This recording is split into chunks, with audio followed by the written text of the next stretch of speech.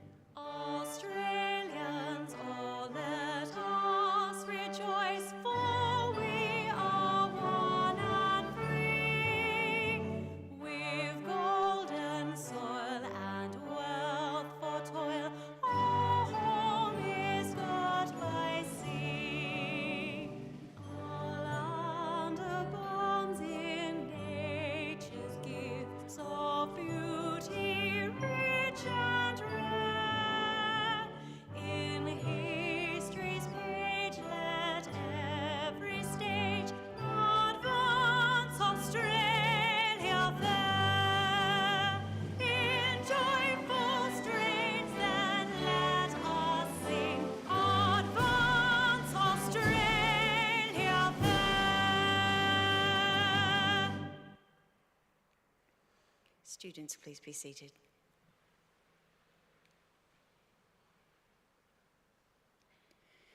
The Australian War Memorial was the vision of Charles Bean, Australia's First World War official historian. Bean landed with the Australian troops on Gallipoli and stayed with them at the front through to the end of the war. The idea of this national memorial and museum came to him at Pozières, France, in the depths of the bloody fighting of 1916.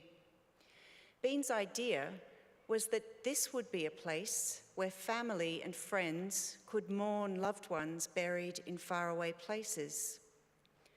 It would also be a place that could help all Australians understand what these men and women had endured and what they had done for us. Bean's vision, to which we remain true, is best expressed as inscribed in the entrance to the memorial's galleries. Here is their spirit, in the heart of the land they loved, and here we guard the record which they themselves made. Tonight, we'll read the story behind just one of those on the Roll of Honour, which lists the names of more than 103,000 men and women who have given their lives for us in war and on operations for more than a century. But first, we present a lament, Flowers of the Forest. Wreaths and floral tributes will now be laid at the base of the Pool of Reflection.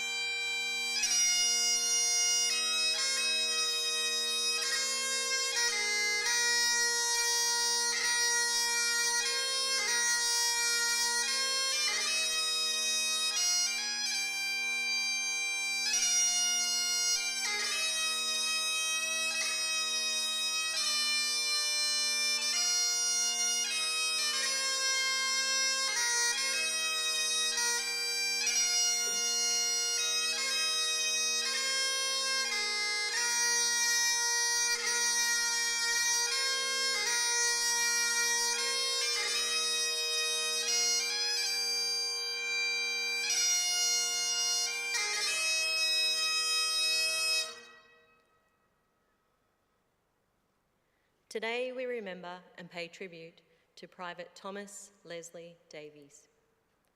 Thomas Davies was born near Warwicknabeal, Victoria, in April 1896 to Samuel Davies and Elizabeth nee Petherick.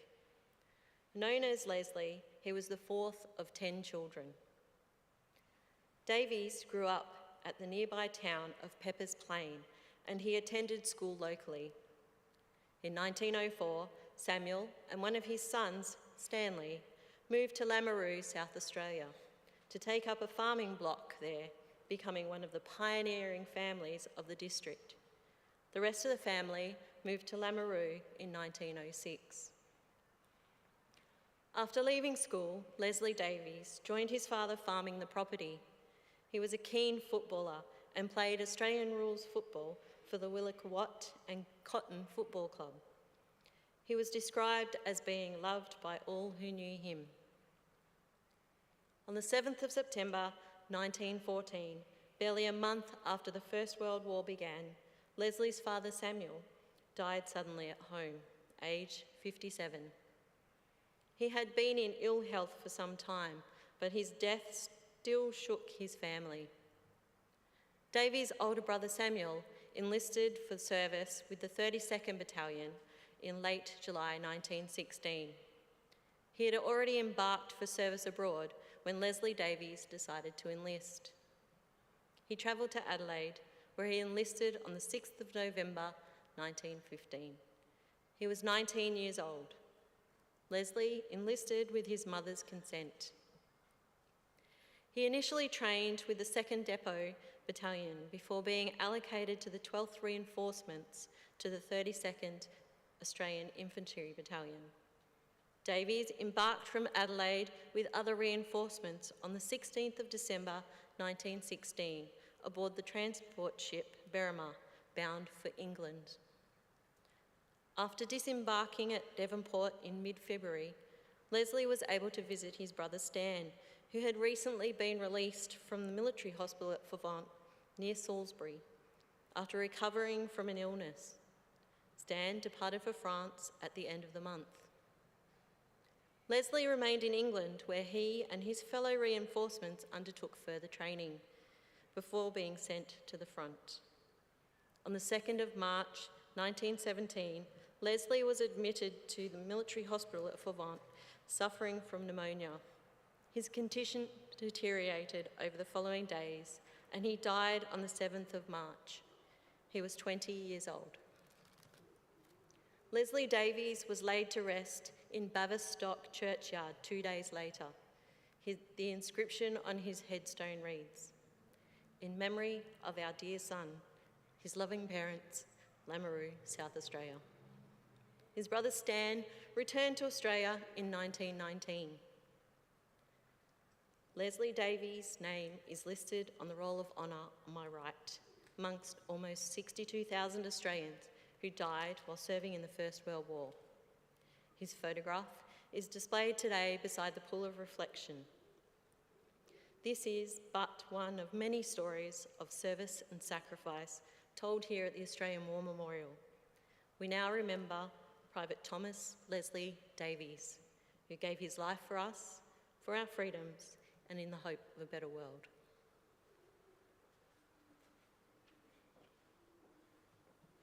Please stand for the reading of the Ode and the sounding of the last post.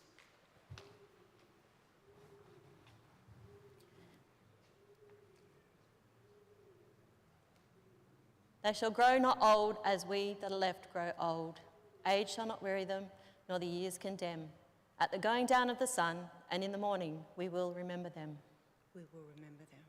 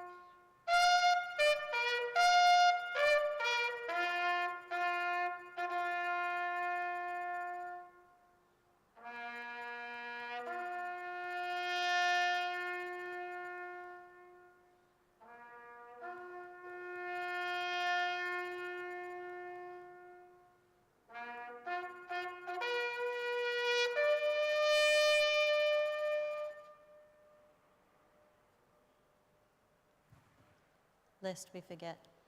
Lest we forget.